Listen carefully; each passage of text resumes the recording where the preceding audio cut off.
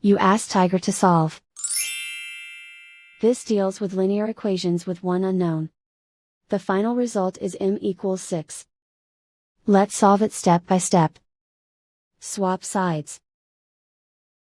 Group all constants on the right side of the equation. Add 15 to both sides. Simplify the arithmetic.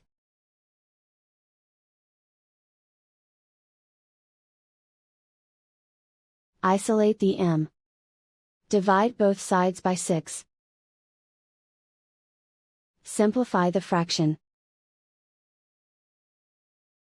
Find the greatest common factor of the numerator and denominator. Factor out and cancel the greatest common factor. And so the final result is m equals 6.